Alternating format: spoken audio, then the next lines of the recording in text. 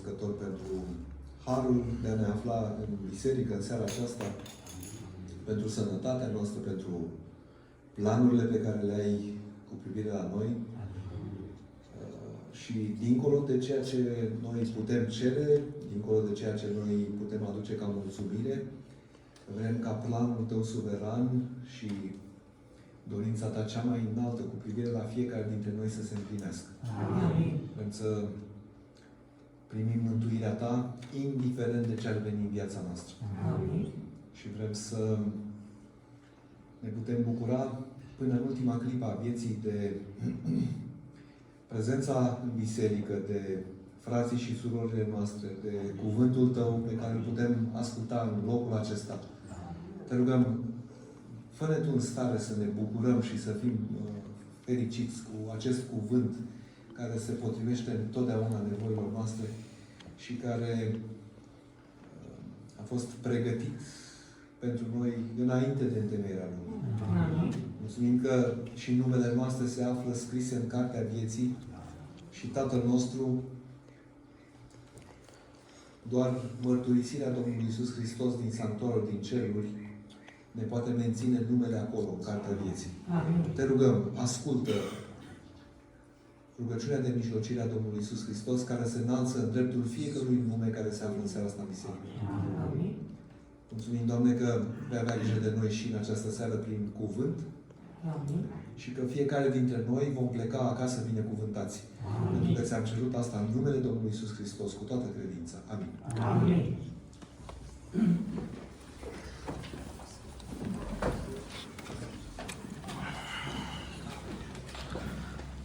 Vreau că o să vă prezint un oaspete pe care nu-l cunoașteți, dar pe fratele Claudiu Goran îl cunoașteți deja. Am înțeles că a mai fost aici la Corbu.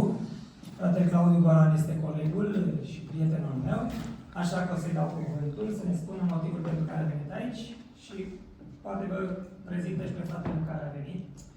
Așa, Domnului? Majoritatea nu vă mai aduceți aminte de mine. În primul rând, eram îmbrăcat de sabat. Acum sunt de concediu. Așa că e o diferență. Vă uitați la fratele Cornel și mă vedeți pe mine în sabat. Mi-am dat și un care a ajuns. Ca să nu facem În urmă cu 4 săptămâni, în urmă cu 4 sabate, m-am aflat în Biserica Romalinda. Eu nu mai am rude în țară, nu mai am pe nimeni în România, de mulți ani. Toate rudele mele sunt în Statele Unite. Și pentru că și copiii mei au ajuns acolo la Romalinda, eu n-am ajuns la Romalinda, am ajuns la San Francisco. Sora mea este soția pastorului Poenaru Octavian, care este rudă, văr, cu fratele Valentin Năneață, pe care îl cunoașteți mai bine. Pe fratele Poenaru probabil că l-ați urmărit tot de pe la Romalinda, în sfârșit prin predici, când a mai ținut loc cu fratele Năneață. Deci noi doi suntem cuplați, iar ei au primit un district în zona aceea, San Francisco, să zicem așa, California de Nord. Eu de 20 de ani mă duc în fiecare an aproape, maxim la 2 ani, în Statele Unite. Și de la Romalinda am primit un mesaj pentru dumneavoastră și la mesaj se adaugă și un mesager. Acum, știți că nu întotdeauna mijloacele astea tehnice ne ajută. Probabil că trebuia să ne luăm timp mai mult, să pregătim conversia unui videoclip cu un mesaj special pentru biserica dumneavoastră, pentru familie de aici din biserică. Eu am văzut o bucățică mică din videoclip, este impresionant și promisiunea ar fi, pentru că în seara asta n-am reușit cu sora Carolina, nu din vina dumneavoastră, ci mai degrabă din vina noastră, să facem acest videoclip să funcționeze.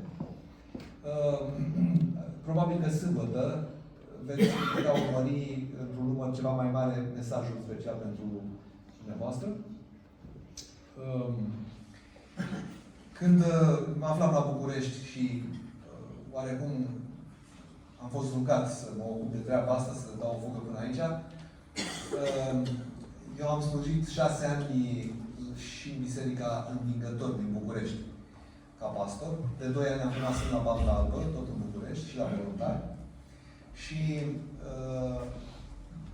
printre alte lucruri, amintiri, lucruri bune care mi-au rămas din Biserica Învingător, mi-au rămas câțiva apropiați și un prieten. Prietenul a venit cu mine în seara asta, fratele Aurel Dogeanu, din Voluntari. Dânsul m-a adus cu mașina, cu videoclip și cu mesager.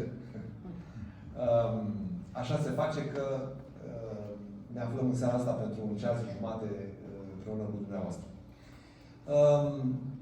Pentru că acest videoclip nu funcționează în seara asta, totuși, nimeni cred că nu o să plece necăjit, dezamăgit acasă, pentru că am să invit acum în biserică, ăsta a fost rolul meu, un rol de concediu, nu de pastor în activitate.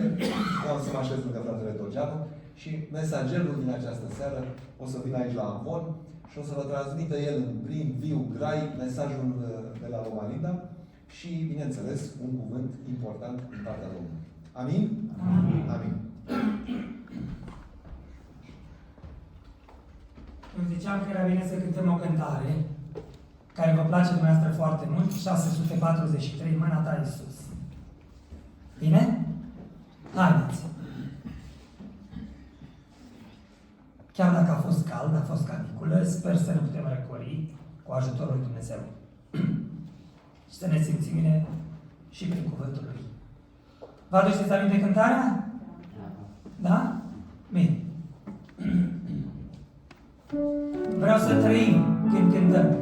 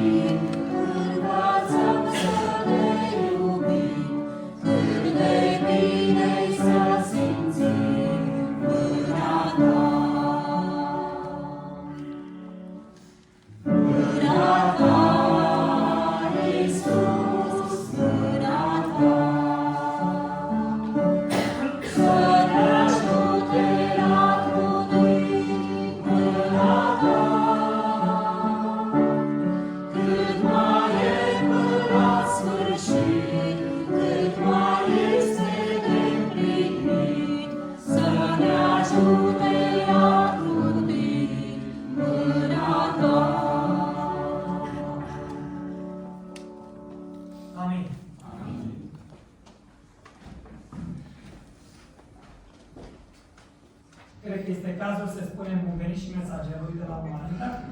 Bine, frate. Așa, Domnule Iisus. Doamne, cumva așa a făgăduit Dumnezeu că ne va pregăti toate lucrurile. Și surpriză, și binecuvântare, și tot ceea ce poate să depășească așteptările noastre.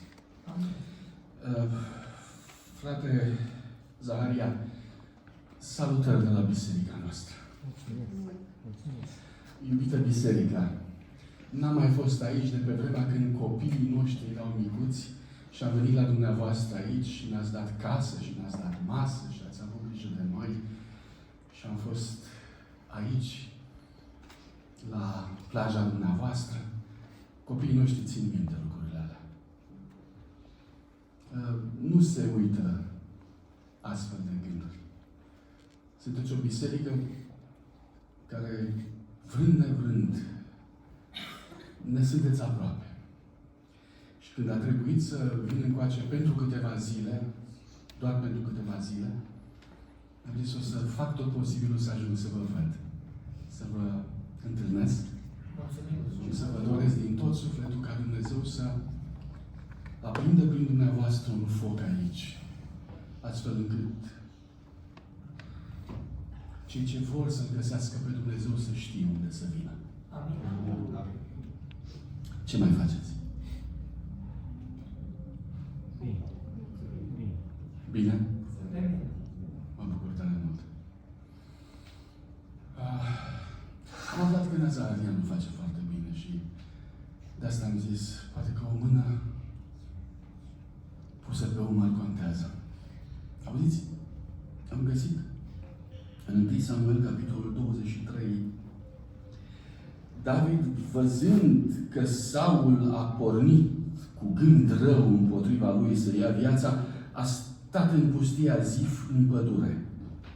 Versetul 16.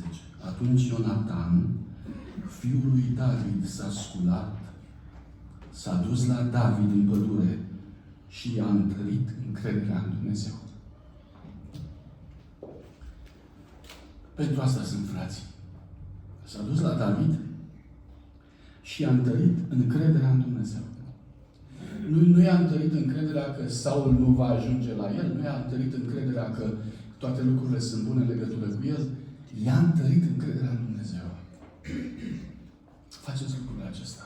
Unul pentru altul. Stați unul aproape de celălalt. Vorbiți despre Dumnezeu, vorbiți despre Iisus Hristos, vorbiți despre încrederea pe care o aveți. Astea sunt momente în care încrederea dumneavoastră și încrederea mea contează.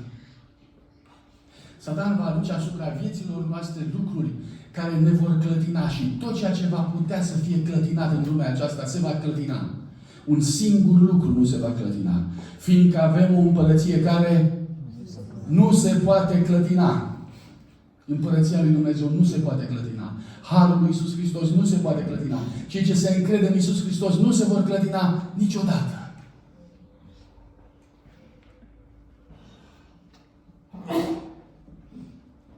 Este o poezie veche, am învățat-o eu când eram copil la școală, care zice așa: dar știu un lucru mai presus de toate câte ți le-am spus. Credința în zilele de apoi e singura tărie în noi, că multe stari, cum credem noi și mâine, nu-s.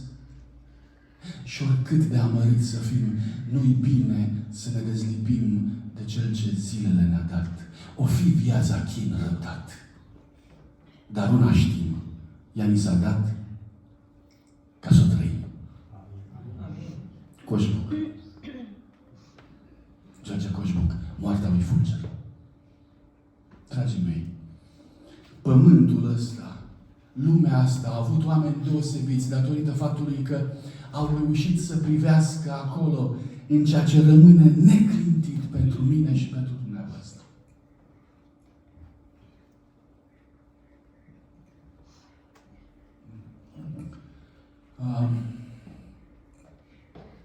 Aș vrea să ne rugăm mai mult în seara asta. Aș vrea să mijlocim Domnului așa, ca o casă care are de rezolvat o problemă. Și rugăciunile noastre să fie deschise înaintea lui Dumnezeu. Dar înainte să facem asta, aș vrea să împărtășesc cu dumneavoastră un text pe care l-am descoperit de multă vreme și îl port în suflet în legătură cu slujba apostolilor și poate slujba fiecăruia dintre noi. 2 Corinteni 4 de la 7. Comoara aceasta o purtăm în niște vase de lut. Pentru ca această putere nemaipomenită să fie de la Dumnezeu și nu de la noi. Apropo, ce-i comoara? La ce se referă? Comoara aceasta. La ce se referă? Ziceți. Cuvântul. Cine mai zice? Cine mă ajută? Ajutați-mă. Domnul Iisus Hristos.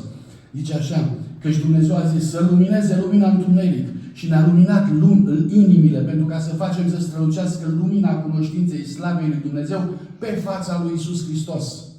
Și zice mai apoi, comoara asta,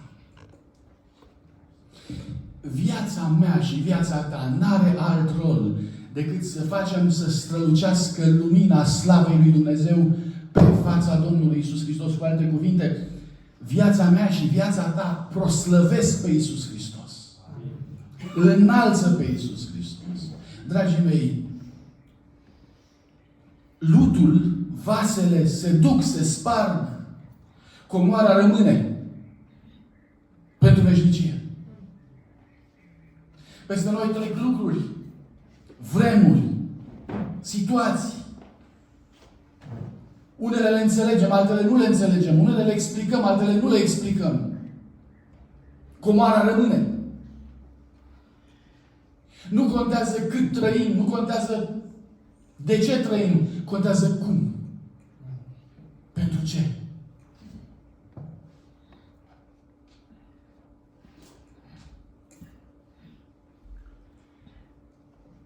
Versetul 8 și 9. Suntem încolțiți în toate chipurile.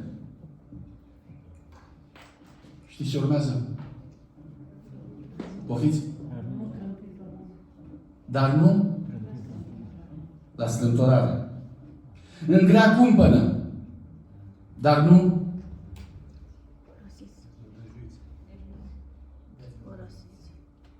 prigoniți. Dar nu trântiți jos. Dar nu omorâți. Nu știu dacă v-ați luat timp asupra acestei paradigme, acestor cuvinte din Scriptură, dar e un fel de salut. E un fel de realitate compusă din două realități. Haideți să luăm pe rând puțin. Vreau să vă întreb, sunteți încolțiți din toate părțile? Și v-ați pus vreodată întrebarea ce înseamnă aia încolțiți din toate părțile? A încolți ce înseamnă? Cuvântul ăsta de unde vine? Poftiți? Fraților, dacă ar fi puși la colț, ar fi bine. Dar nu vine neapărat doar de la puși la colț. Vine de la colți. Cine are colți? Încolțiți înseamnă când simți colții. Și zice că nu dintr-o singură parte. Zice, suntem încolțiți din toate părțile. Nu e ușor.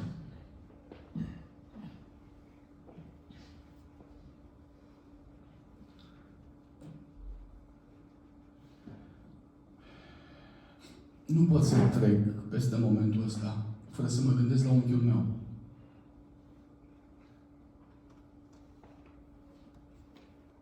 Verișorul meu, Gabriel, și-a pierdut auzul în clasa 5-a. În urma unui tratament cu streptomicină.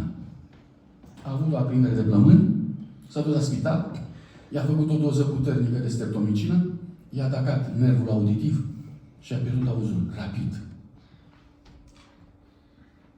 Viața a fost grea pentru Gabriel. Pe la vreo 40 de ani, băiatul ăsta s-a diagnosticat singur cu scleroză în plăci. El și-a pus diagnosticul. Era un om de excepție, intelectual, frumos. Și a zis, eu am scleroză în plăci. S-a dus la medici și au confirmat. A mai durat vreo 5 ani de zile și a căzut la pat.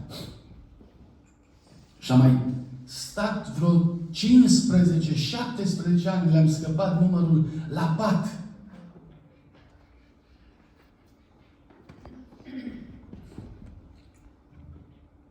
Sunt într-o zonă în care oamenii sunt duri, rezistenți. Unchiul meu, tatălui Gabriel, spunea la un moment dat într-o predică, mi-aduc aminte și acum spunea, noi suntem ca stâncile din spatele caselor noastre. În spatele caselor noastre e versalul de stâncă. e masivul Barâng. Acolo m-am născut eu. Zice, suntem ca stâncile. Și mi-a rămas asta în minte. Oamenii ăștia nu știu să se plângă, oamenii ăștia nu știu să dea înapoi, oamenii ăștia sunt extraordinari. Și în timp ce Gabriel era întins în pat, mergeam și mă uitam la Nea Mircea, tatălui, unchiul meu. Vedeam stânga în el, omul care rezistă. Până într-o zi, omul ăsta nu vorbea. M-a chemat la el și mi-a zis, Vali, suntem înfrânți pe toate fronturile.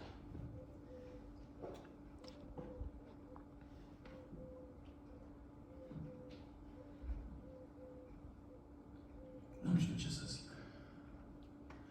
Nici până în ziua de azi nu știu. Adevărul era că era greu. Gabriel, în vârstă de 50 și ceva de ani, trebuia să fie îngrijit de tatăl său de 80 de ani. Soția lui Gabriel trebuia să-l ducă la baie în spate. Câte din soțiile de astăzi ar rămâne mai departe lângă soților în condițiile alea, fără să-și piardă credincioșia? Și îmi spune, suntem înfrânți. Cuvântul ăsta nu l-am uitat. Nu-l pot uita. Există vreun timp în care tu să fii înfrânt? Există? Ți-ai pus problema? Textul spune, încolțiți din toate chipurile, dar nu la strâmtorare. Cu bunăvoința dumneavoastră, eu când am citit lucrul ăsta, nu m-am putut să nu mă gândesc la psalmul acela care spune, Domnul e păstorul meu, nu voi duce lipsă de nimic. El mă paște în pășuni verzi și mă duce la ape de odihnă, îmi înfiorează sufletul și mă povățuiește pe cărări drepte din pricina numelui Său. Mai departe, valea umbrelor morții, nu mă tem de niciun rău, căci Tu ești cu mine. Mă mângâie. Tu mânci casă cu un de lemn. Paharul meu este plin de dă peste el. Da. Nu numai puțin, că am sărit ceva. Tu îmi întinzi masa în fața potrivnicilor mei. Fraților, de multe ori m-am întrebat. Doamne, dar Tu altă treabă n-ai decât să-mi pui masa în fața potrivnicilor mei? N-aveai unde să-mi pui masa în altă parte? Spuneți-mi dumneavoastră. Acolo se întinde masa. În fața potrivnicilor. În fața potrivnicilor înseamnă linia întâi. Tu îmi pui mie masa pe linia întâi? Pune-mi-o, Doamne, acasă. Pune-mi undeva unde să stau liniștit. Pe linia întâi mi-o pui Tu. Știi? Îmi pui farfuria cu ciorbă înainte. Și când se iau din ea, vine unul și, eu știu, cade o piatră și mi-o varsă. Și mi-o sparge. Și nu mai apuc să mănânc. Și iau casa, carnea, o iau de toartă. Și când s-o duc la gură, mi-o sparge altul. Nu-i ușor să îți dea Dumnezeu să mănânci pe linia întâi. De ce faci asta, Doamne? Mă puteți ajuta să-mi spuneți de ce faci asta, Doamne? Să-mi arate că avem pe cineva în care să ne încredem. Mulțumesc. Să-mi arate că avem pe cineva care să ne credem. Probabil pe cineva care ne poate de grijă, da? De ce ne pune masa pe linia întâi? Să ne vrem să putem lupta. Eram bătrân. Nu știu dacă aveam 17-18 ani. Și tot ascultam cum alții, mai în vârstă ca mine, povesteau de problemele lucrării, de dificultăți, de greutăți. Și la un moment dat l-am oprit pe cel de lângă mine, nu spun numele, și l-am întrebat: frate, dar când va veni vremea aia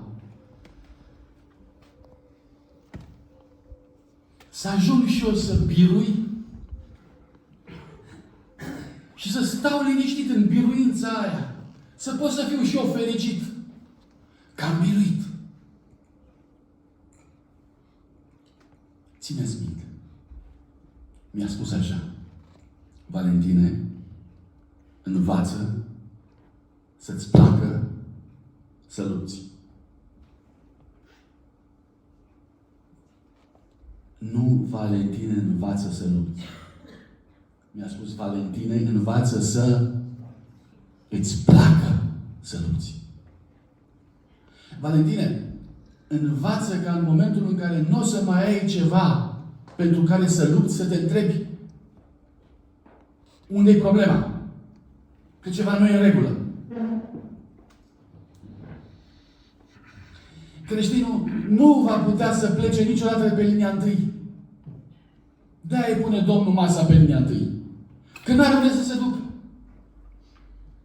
El n-are pauză. El nu se întoarce și să plece să spună: pauză de masă, eu mă duc să treacă altul în locul meu. Nu! El stă pe linia întâi. Acolo stă. Acolo mănâncă, acolo doarme, acolo... Vă place? În ultima vreme am început să nu ne mai placă. Mai vrem să luăm pauză. Mai vrem să mai fie și alții, să ne ia alții locul. Țineți minte.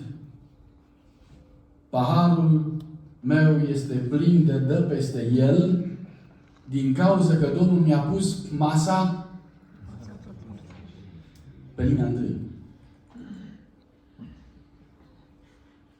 Există bucurie să fii pe linia întâi. Există bucurie să lupți pentru Dumnezeu. Există bucurie să rămâi tare lângă El. Există bucurie să stai lângă El. Există bucurie.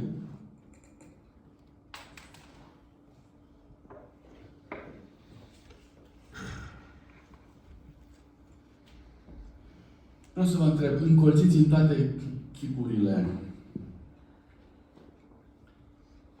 Dar de ce zice nu la strâmtorare? Știți ce înseamnă la strâmtorare? Știți, sigur că da? Ajutați-mă să înțeleg. Cum e la strâmtorare? Când e strâmtorat, cum e? Cum? Sora zice legat. Cum mai e la strâmtorare? Poftiți? Haide, ziceți. Nu, la strâmtorare înseamnă că nu te poți mișca. Dacă ar fi să înlocuiesc colții ăia despre care am vorbit cu niște sulițe, că se întâmpla, oamenii erau luați prizonieri și când erau luați prizonieri, veneau în jurul lui sulițașii și puneau sulița așa, orientau către tine și nu se dea voie să te miști nici în stânga, nici în dreapta și te duceau unde vroiau ei cu sulițele și dacă cumva te gândeai să te oprești, venea cel cu sulița din spate și te împingea. Asta înseamnă strâmtorare. Strâmtorare însemna că, încolțit fiind, te duc unde vor ei. Fac cu tine ce vor ei. Aici zice, încolțiți în toate chipurile, dar nu la strâmtorare. Cum e asta? Haideți, imaginați-vă. Hai să luptăm puțin cu textul. Cum e aia să nu fii la strâmtorare? Nu știu dacă pot să scap. Mulțumesc pentru. Așa este. Nu știu dacă pot să scap. Dar știi ce? Se creează un spațiu în jurul tău în care tu încă ești liber, încolțit. Imaginea asta este de neînchipuit, de neînțeles. Ești încolțit din toate părțile, dar tu ești de fapt liber. Pentru că în jurul tău e un Dumnezeu care nu lasă, oricât de ascuțiți sunt colții, nu lasă să vină prea aproape. E un Dumnezeu acolo care îți dă libertate. Are grijă. Toți cei din jur au impresia că nu mai ai nicio scăpare. Dumnezeu e acolo pentru ca să pună mâna Lui și să oprească. E fantastic, încolțiți din toate părțile, dar nu la strâmtorare. Fiți atenți, aș vrea în seara asta să învățăm cuvintele astea. Nu știu dacă vreodată v-ați pus în gând să le învățați. Dar aș vrea să le învățăm. 2. Suntem în grea cumpănă. Ce înseamnă grea cumpănă? Încercare, zice fratele. Mulțumesc. Grea cumpănă. Ce înseamnă? Când este cineva la cumpănă? Nesiguranță. Nesiguranță, așa este. Când cineva este la grea cumpănă? Nu știe ce nu știe? Nu știe ce să aleagă. Stânga sau dreapta, în sus sau în jos. Mă urc sau cobor. Merg înainte sau nu? Ce să aleg? Marea majoritate a oamenilor sunt incapabili să ia decizii. Datorită faptului că stau și sunt nehotărâți. Ești cumva nehotărât? Ce se întâmplă? Eu cunosc oameni nehotărâți. Există un citat din Spiritul Profetic, spune că nehotărârea noastră îi obosește pe îngeri. Când l-am citit, nu mi-a venit să cred. Cum adică îi obosește pe îngeri? Cuvântul lui Dumnezeu spune să nu fiți ca un val. Vă aduceți aminte? Să nu fiți ca un val. Odată sus, odată jos, odată sus, odată jos, odată.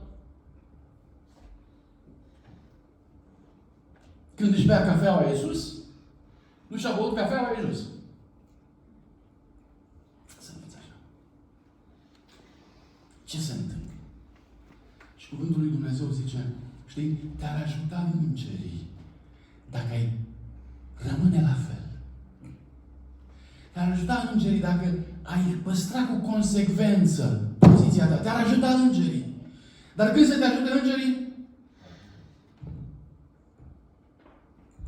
Există în cartea scrisorile unui diavol mai bătrân de unui mai tânăr, nu vă recomand, dar este o carte pe care o scrie C.S. Lewis și spune așa, cel bătrân îl învăța pe cel tânăr, zice, băi, dacă vrei să câștigi victorii împotriva creștinilor, poți să le câștigi, dar trebuie să le câștigi și frumos din punctul lor de vedere. Adică să-ți placă atunci când cade un creștin. Când cade un creștin, să-ți placă. Și cum se face asta? Și spune el, zice, uite, creștinul să cadă exact atunci când a început să se vadă izbăvirea. Exact în momentul în care e gata să intervină Dumnezeu, creștinul să zică, nu mai pot. O să cadă. 5 minute să mai fi stat. Și n-a rezolvat treaba. În ultimele 5 minute cade. Se puseseră în mișcare îngerii, se puseseră în mișcare cerul întreg în 5 minute.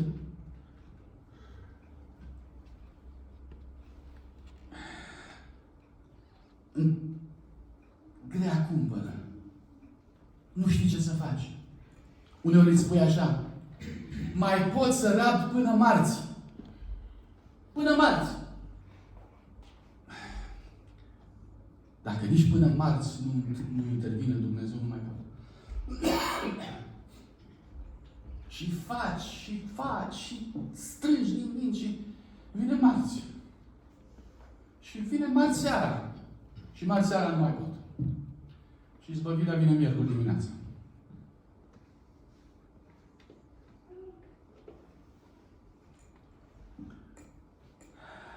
Nu deznădăjduiți.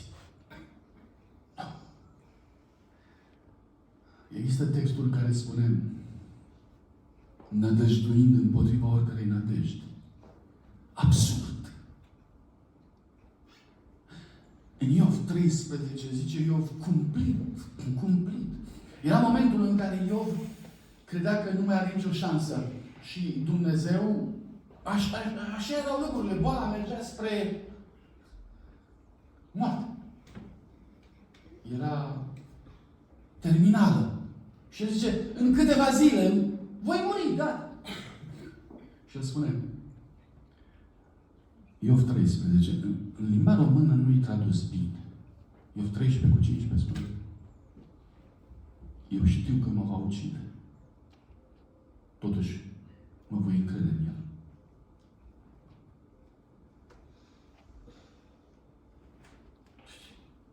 Cum poți să spui asta?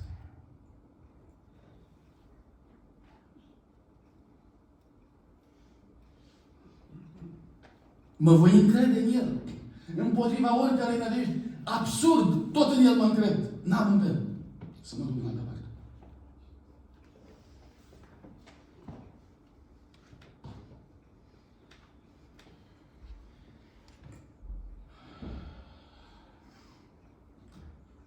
Prigoniți, dar nu părăsiți.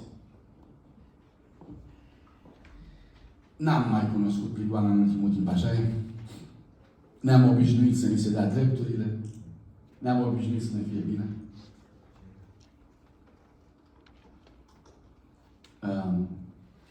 Cât mai e până când va veni din nou? Nu e chemarea mea să vă întreb și nici nu e chemarea mea să grăbesc ceva. Dar Cuvântul lui Dumnezeu ne avertizează și spune că vremurile nu vor fi așa. Cuvântul lui Dumnezeu spune: folosiți timpul ăsta că e de aur. Nu va fi lung. Folosiți-l. Noi îl folosim. Avem ferestre frumoase, biserică bună, elegant. L-am folosit cum trebuie oare? L-am folosit cum a trebuit. În sfârșit, prigoniți. Fraților, n-aș vrea să rămân asupra ideii de prigoană, cât aș vrea să rămân asupra ideii de părăsire. Nu este greu să ai impresia că cineva te prigonește. Cel mai greu este să ai impresia că nimeni nu mai e cu tine. Asta e cel mai greu. Am auzit oameni care spun: toți sunt împotriva mea. Ăla e momentul cel mai dureros. Nu prigoana, cât mentalitatea, cât gândul. Am rămas singur. Și mie caută să-mi ia viața. Ăla e cel mai greu. Textul spune: prigoniți, dar niciodată părăsiți. Fraților,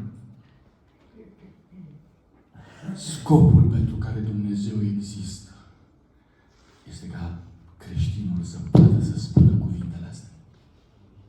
Or fi prigoane. Dar nu există niciodată părăsire. Niciodată. Niciodată singur. E extraordinar.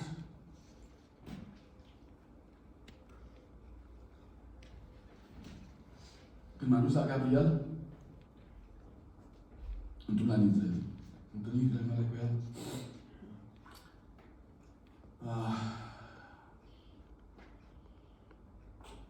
v-am spus că nu auzea, îmi citea de pe buze ce spuneam. S-a uitat la mine și mi-a zis: Vali, bine ai venit. Și am băgat de seama că se schimbase ceva. De obicei, Gabi, pentru că nu auzea, citea foarte mult. Pe pereții camerei sale era o bibliotecă continuă. Erau scânduri pline cu cărți, prinse cu lanțuri. Toți pereții erau pline cu cărți. Erau pline cu cărți. Am băgat de seama că de data aceasta nu mai avea nimic pe masă. Și l-am întrebat: Gabi, ce-i cu tine? Zice: să-ți spun. Am avut un vis zilele trecute. Și uite, eram la o nuntă. Cum sunt nunțile la noi? Și era așa masa lungă, bancă pe stânga, bancă pe dreapta. Și eu stăteam la capătul băncii. Și oamenii veneau și eu m-am tot dat, m-am tot tras spre capătul băncii până s-a terminat banca. Dar oamenii veneau în continuu și se împingeau și nu țineau cont de mine. Și mă împingeau și la un moment dat am început să strig: cad! Nimănui nu i-a păsat de mine. Și am căzut. Lângă bancă era un șanț mic. Însă atunci când am căzut eu, șanțul respectiv s-a deschis, s-a dilatat, s-a mărit și am început să cad în spațiu. Să mă rostogolesc și să cad în jos, să mă duc, să mă duc, să mă duc. Și la un moment dat n-am mai putut și am strigat, Doamne! Și în momentul ăla cineva a venit la mine și m-a prins din spate și m-a oprit. N-am mai căzut. Numai că cel ce m-a oprit era la spatele meu. Și cum stăteam așa, m-am întors spre el și l-am văzut. Și am spus, a, tu erai. Și apoi, pentru că poziția era inconfortabilă, m-am întors în poziția mea normală, el rămânând la spate. Și până mi-a dat seama, dar cum pot să stau eu cu spatele către el? Și m-am întors. Și când m-am întors, nu mai era. Așa de rău mi-a părut. Așa de rău mi-a părut că m-am putut întoarce cu spatele la el pentru un minut. Și m-am trezit în părerea aia de rău. Și de când m-am trezit, m-am hotărât să nu mai citesc nimic altceva, să nu mai studiez nimic altceva, să-L caut pe El.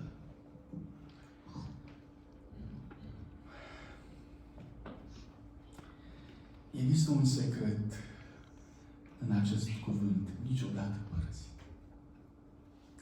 Dumnezeu nu ne părăsește, dar ai grijă, nici tu nu-L părăsi. Nu-L părăsi nici tu. Stai cu El. Și ultimul, trântit jos. Trântit jos. Cum vedeți dumneavoastră un om trântit jos? Cum îl vedeți trântit jos? Haideți, nu vă obișnuiți să ascultați la predici. Nu.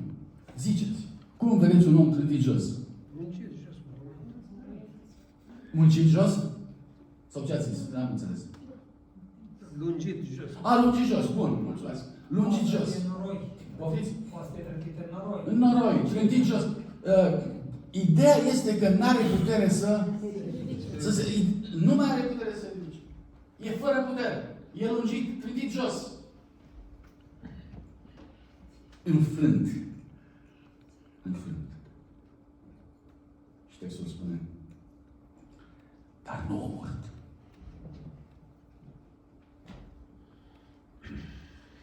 Cu ce vă ajută? Cu ce mă ajută pe mine dacă sunt trântit jos? Nu mă pot ridica, dar nu sunt omorât. Cu ce mă ajută? Mă ajută cu ceva? Cu ce? Sunt încă în viață. Mă voi ridica cândva? Poate să te ridici. Frații mei, țineți minte, pe un creștin nu-l poate omorî nimeni. Nici moartea. Un creștin nu poate să fie omorât. Un creștin rămâne. Poate să pară că este biruit, poate să pară că este înfrânt. Dar un creștin nu poate să fie distrus. Este o lecție în seara asta, în legătură cu faptul că dacă Iisus Hristos e lângă noi, nimic din toate lucrurile care sperie lumea asta nu sunt reale. Nu sunt probleme pentru un creștin. Și acum, vreți să vă spun eu problemele mele și dumneavoastră să-mi spuneți cum nu trebuie să gândesc? Dumneavoastră să-mi răspundeți, da? Haideți să vedem. Auziți? Încolțit în toate chipurile. Ziceți. Tare, dar nu la strâmtorare. Mulțumesc. Fiți atenți că mai vin o dată și nu plecăm aici până nu învățăm treaba asta.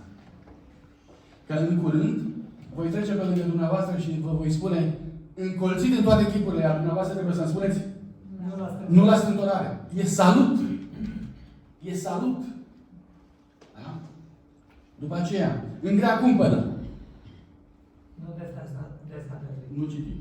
Nu. A, n-ai citit. Excelent. Nu. Deci în grea cumpănă. Să nu credeți că eu voi discuta cu fratele Cornel. Clar. Eu discut cu dumneavoastră. În grea cumpănă. Răspundeți. Dar nu părăsiți. Nu? Deznădăjduit. Prigonit. Nu părăsit. Trântit jos.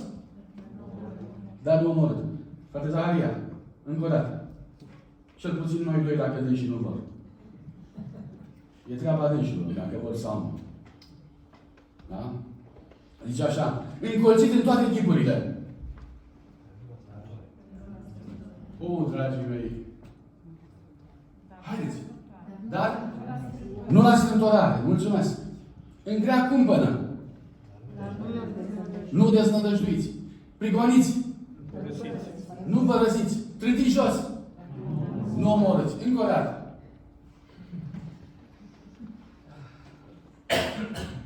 Încolțiți. Încolțiți. Nu la strântorare. În grea cumpănă. Zi. Zi, frate. Nu deznădăjduiți. Prigoniți. Nu părăsiți. Trântiți jos. Nu omorâți. Fraților, nu vă fie rușine de exercițiile credinței. Astea sunt exerciții ale credinței. Să știți că dacă lucrurile astea rămân în mintea noastră, ne vor schimba gândirea, ne vor schimba abordarea. Vom avea șansă să gândim altfel decât toată lumea. Vă dați seama ce comoară de resurse sunt în aceste simple afirmații. Încă o dată. Încolțiți. Nu la strântorare. În grea cumpănă. Zi, frate. Zi. Zi că nu pleci acasă până mici. Nu. Te vedem aici, de aici. Nu deznădăjduiți. Prigoniți, frate. Nu părăsiți. Trântiți jos. Fraților, ăsta este viziunea extraordinară a vieții creștine.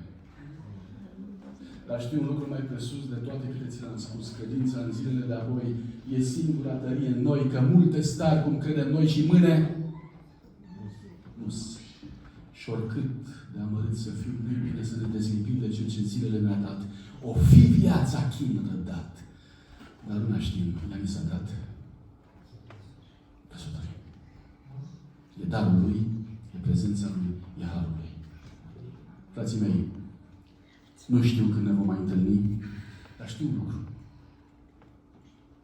Că luptele credinței ne vor cere aceste versete și aceste gânduri în dreptul fiecare dintre noi. Vă doresc lupta cea bună. Vă doresc biruința cerului.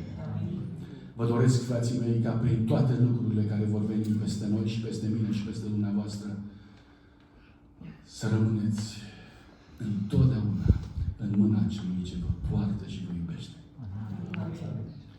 Frate Zaharia, mesajul acela va rămâne aici până sâmbătă. Probabil că frații îl vor descifra și va fi proiectat până sâmbătă aici. Întregul cor, Ionel Gemănaru a fost acela care a rostit un cuvânt pentru dumneavoastră și pentru biserică. Încă o dată, să fiți tari, rămâneți în credință, dumneavoastră aici și noi acolo, avem lupta noastră de purtat. Nu deznădăjduiți și nu vă descurajați nici o clipă. Domnul cu noi. Amin. Amin.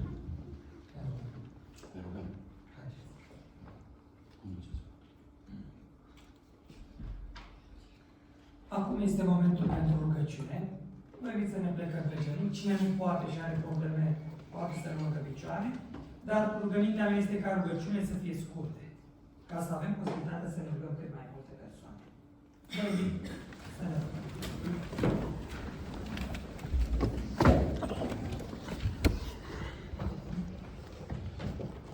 Tatăl nostru, numele scump al Domnului Iisus Hristos, primește îngenunchiarea noastră. Amin. Îngenunchem ca o casă, ca o familie, ca un singur templu. Îngenunchem înaintea Ta să-ți mulțumim pentru călăuzirea Ta. Amin. Să-ți mulțumim pentru harul Tău. Să-ți mulțumim pentru că ai o biserică aici în Corbu, că ai oameni care au sprijinit și sprijinesc această lucrare. Și te rog din tot sufletul, Doamne, să păstrezi lucrarea asta aici și să spui amprenta prezenței și a lucrării Tale asupra acestei lucrări. Nu ne lăsa singuri niciodată. Am venit aici să ne rugăm pentru fratele Zaharia și pentru casa lui. Acoperă-l, Doamne, cu prezența Ta, cu puterea Ta, cu biruințele Tale, cu vindecarea Ta, cu planul Tău. Amin. Amin. Tatăl nostru care ești în ceruri, ne încredem în făgăduința pe care ai lăsat-o, că atunci când strigă cineva către tine, tu îi vei răspunde. Amin. Și în mod deosebit că în această seară ne-ai asigurat din nou de prezența și de dragostea Ta, îndrăznim să înălțăm ruga noastră către Tine. Amin. Pentru fratele Zaharia și pentru toți aceia care sunt bolnavi în această comunitate. Amin. Și ne încredem în răspunsul Tău pe care îl vom primi și care ne va întări credința noastră în Tine, că Tu ești la lucru, poți să aduci vindecare. Amin. Și poți să mângâi și să întărești credința noastră în Tine. Amin. Îți mulțumim că ne asculți. Slăvim numele Tău acum și în veci. Amin. Amin. Amin. Îți aducem laudă și mulțumire, Tată Bun, în numele Domnului Hristos, pentru că Tu ești Tatăl nostru, ești prietenul nostru, ești doctorul nostru minunat și venim la Tine în această seară cu poverile noastre, cu suferințele noastre, cu defectele noastre și Te rugăm ca să ne le ierți și să ne vindești de ele. Amin. Pentru fratele Zaharia Te rugăm să intervii, Amin. pentru că știm că numai la Tine putere. Amin. Ne încredințăm mâna Ta și vrem să facă voia Ta în toate. Amin. Amin. Amin. Tatăl nostru, în numele Domnului Iisus, Mântuitorul nostru, Salvatorul nostru, să aducem laudă pentru că mergi lucrul acesta și vrem ca Tu să vedești asupra noastră binecuvântările Tale cerești și în mod deosebit Te rugăm pentru fratele Zaharia și asculți rugăciunile noastre tuturor privire la sănătatea lui și vrem, Doamne, ca Tu să fii medicul minunat în dreptul fiecăruia dintre noi. Amin. Mă rog să fie cu noi și noi să Te lăudăm veșnic. Amin. Amin. Te lăudăm și Te proslăvim, Tatăl nostru, pentru că Tu ești bun și îndreptător. Îți mulțumim, Tată, în sufletele noastre dorința de a ne mijloci. Zi și noapte pentru fratele Zaharia. Noi nu știm planurile Tale nici în dreptul nostru, dar mai puțin în dreptul altora. Dar știm că Tu ești dragoste și că Tu ești că Tu îngădui lucruri pe care noi nu le înțelegem. Te rugăm pentru fratele Zaharia. Susține-l Tu, întărește-l Tu și binecuvântează-l Tu cu acea cerului în sufletul său, pentru toate fie lăudat în veci. Amin. Amin. Dorim, Tatăl nostru, să Te rugăm acum pentru cei în suferință, pentru cei care strigă la Tine după ajutor și Te rog în mod special pentru fratele Zaharia. Te rog, Tată Bun, așa cum ai fost cu mine, când am fost în situații speciale, așa cum ai fost cu fratele Costică, cu fratele Elisei, și lista este foarte lungă, te rog să-l porți pe brațele dragostei Tale și pe fratele Zaharia. Te rog să-i aduci aminte în fiecare zi că Tu nu-l părăsești și chiar dacă ar fi să trecem prin valea Mării Morții, noi nu ne temem de nimic, că Tu ai promis că ești cu noi. Amin. Mulțumim, Tată Bun, că prin încercările prin care trecem, putem să ne apropiem mai mult unii de alții și mai mult de Tine. Amin. Aș vrea să putem descoperi frumusețea caracterului Tău și să transmitem și noi prin viața noastră acest caracter, această comoară pe care o purtăm cu noi în niște vase de lut. Amin. Amin. Tatăl nostru din ceruri, înaintea Ta ne închinăm și să aducem Ție toată slava și mărirea, pentru că Tu ești bun, Tu ești învărător și plin de îndurare, Doamne. Amin. Doamne, avem încredere în Tine. Te Amin. rugăm, întărește Tu încrederea noastră și mărește credința noastră. Amin. Ajută-ne în nimic să nu ne clintească din încrederea aceasta că Domnul Hristos va veni cât de curând și să fim mântuiți în Împărăția Ta. Amin. Îți mulțumim, Doamne, pentru toate binefacerile Tale. Amin. Fii lăudat și glorificat în vecii vecilor. Amin. Amin. Tatăl nostru, îți mulțumim din toată inima că Tu dorești ca să întărești credința noastră în Tine și Amin. mulțumim de asemenea și fraților noștri Amin. de pretutindeni care s-au gândit la noi și care ne poartă rugăciunile lor. Și îți mulțumim din toată inima și te rugăm să rămâi cu noi mai departe, sprijinul și ajutorul nostru. Amin. În tot ce ai făcut viața noastră întreagă pentru noi, îți mulțumim și îți aducem ție toată lauda, cinstea și închinarea. Facă-se voia Ta cu noi. Amin. Amin. Îți mulțumim, Tată Bun, din toată inima în această seară, pentru că ne-ai lăsat făgăduința aceasta că Tu nu te vei depărta niciodată de noi. Amin. Îți mulțumim pentru că în cărțile Tale sunt trecute toate zilele noastre, și cele bune și cele rele, și că ele sunt mereu în atenția Ta și Tu nu uiți. Îți mulțumim din tot sufletul pentru că în această viață am putut să vedem minunile Tale Amin. cu ochii noștri și Te rugăm din toată inima să mai faci minuni. Amin. Îți mulțumim din suflet că rugăciunile noastre vor fi scumpe înaintea Ta și că în dragostea Ta Tu vei găsi soluții și pentru problemele disperate. Amin. Îți suntem recunoscători pentru că ne iubești. Amin. Amin. Tatăl nostru, vrem să te lăudăm și să binecuvântăm numele Tău din toată inima pentru mesajul pe care ne-ai transmis la această seară. Vrem să ne dai putere, Tată Bun, ca zi de zi să ne consacrăm în mâna Ta. Amin. Să ne ajuți să ne luăm ochii de la neputința noastră și să privim în fiecare zi întotdeauna măreția Ta și puterea Ta. Te rugăm să sprijinești pe fiecare suflet, în fiecare problemă, în situațiile lui. Noi vrem să punem totul înaintea Ta și vrem să se facă voia Ta și să se vadă slava Ta. Amin. Să fii slăvit pentru toate și Te rugăm ca pe Duhul Sfânt să ne așezi picioarele pe calea Ta și să ne ajuți ca să nu fim înfrânți, să ieșim biruitori și să mărim și să binecuvântăm numele Tău pentru toate lucrurile. Amin. Lăudați să fii și mărit în veci. Amin. Amin. Tatăl nostru care ești în ceruri, vrem să ne închinăm înaintea Ta în această seară și Te rugăm din toată inima să cobori cu pacea Ta în sufletele noastre. Amin. Numai Tu ești acela care poți să alini durerile și suferințele din noi. Amin. Avem toată încrederea că Tu vei face lucrul acesta. Te rugăm să intervii în mod deosebit în cazul care Zaharia, ca Tu să-i aduci pacea de care el are nevoie în sufletul lui. Amin. Ajută-ne, Părinte Bun, să ne rugăm unii pentru alții, să mijlocim pentru cazul acesta deosebit. Ajută-ne, Tatăl Bun, să facem lucrul acesta din toată inima, ca să putem, Părinte Bun, rugându-ne unii pentru alții, să ne întărim unii pe alții. Amin. Îți mulțumim pentru tot ce Tu ai făcut pentru noi, pentru că ne-ai ținut în brațele Tale iubitoare de Tatăl și credem că ne vei purta și mai departe. Ți aducem toată lauda și mărirea care o mergi prin Domnul Hristos. Amin. Amin. Continuăm, Tatăl Bun, să rămânem înaintea Ta, în numele Domnului Iisus, și să Te rugăm să te înduri de noi, să privești cu milă și îndurare asupra noastră, să ne mărești credința și să ne ajuți, Doamne, ca așa după cum Domnul Hristos ne-a învățat și ne-a îndrumat, să mijlocim în rugăciune unii pentru alții, pentru că mare putere are rugăciunea făcută cu fierbintea celui neprihănit. Amin. Doamne, Te rugăm să intervii prin Duhul Tău ce Sfânt. Harul Tău să fie revărsat din umberșugarea asupra noastră și să ne ajuți, Doamne, ca și să răspunzi Tu la toate rugăciunile care în această seară s-au înălțat la torunul Tale. Amin.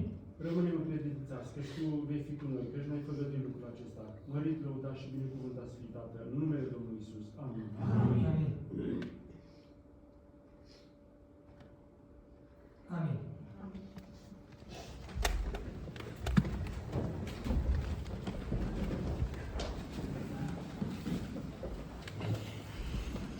Da. Vă rog să-mi spuneți, mă scapă 287. Vă invit să încheiem serviciul divin de rugăciune din seara aceasta, intonând himnul Fiți tari în credință, Iisus va veni.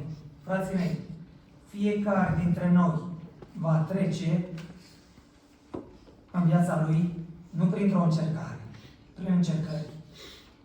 La treilea am fost eu, al treilea a fost fratele Elisei, acum e fratele Zaharia, dar să știți că nu este unica sau singura. Așa că vă rog, vă încurajez să fiți tari în credință. Amin.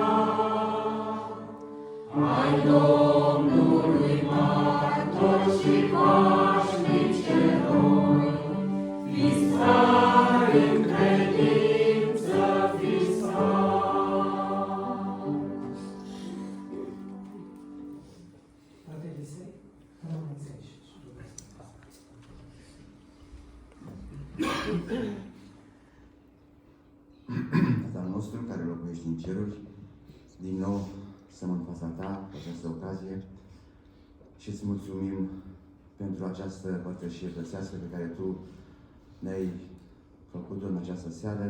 Îți mulțumim pentru cuvântul Tău, pentru prezența fraților în mijlocul nostru și în mod deosebit îți mulțumim pentru prezența Duhului Tău cel Sfânt, care ne-a cercetat pe fiecare dintre noi în momentul acesta.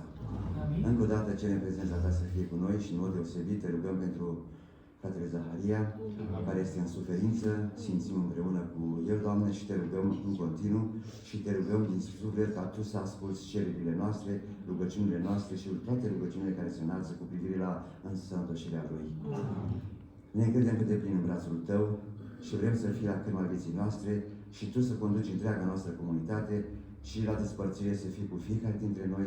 Ne vedem în mâna Ta, să fie slăvit numele Tău veșnic din Domnul Iisus. Amin. Amin. Dragii mei, mulțumim lui Dumnezeu că l-a îndemnat pe fratele Aurel să-l aducă pe fratele Claudiu și pe fratele Valentin și mulțumim că ne-a dat ocazia aceasta ca împreună, în rugăciune în seara aceasta, să ne unim și să vedem prezența lui Dumnezeu și să o simțim în viața. Oricum veneam aici și dacă veneam pe Dunăre, tot veneam pentru că cei din Lombardia mi-au zis neapărat, te duci acolo. Deci asta înseamnă să fii mesager și să promiți, mă duc. Da. Dragii mei, sper să ne vedem. O să vă anunț tot așa, nu știu. Mă rog la Dumnezeu, poate ne vedem într-un sabat. Dar înainte de a ne vedea, vreau să vă spun același gând pe care vi-l spun sau vi l-am spus de fiecare dată, dar de data aceasta vi le spun cu alte cuvinte. Dar același gând, aceeași idee de când avem la dumneavoastră. Și de câte ori voi veni la dumneavoastră, vă voi spune același gând, poate cu alte cuvinte. Și nu uitați că Dumnezeu v-a iubit și vă iubește. Și ne iubește. Amin. Orice amărăciune, orice iuțime, orice mânie, orice strigare, orice clevetire și orice fel de răutate să piară din mijlocul vostru. Amin? Amin? Dimpotrivă, fiți buni unii cu alții, miloși. Iertați-vă unii pe alții cum v-a iertat și Dumnezeu pe voi în Hristos. Urmați, dar pilda lui Dumnezeu, ca niște copii preiubiți, trăiți în dragoste, după cum Hristos ne-a iubit. S-a dat pe sine pentru noi, ca un prinos și ca o jertfă de bun miros lui Dumnezeu. Amin. Amin. Vă dorim o seară liniștită și nu uitați, indiferent cât am fi de încolțiți, indiferent că am fi în cumpănă, indiferent că am fi de trâmpiți, nu suntem morți. Și de prigoniți. Amin.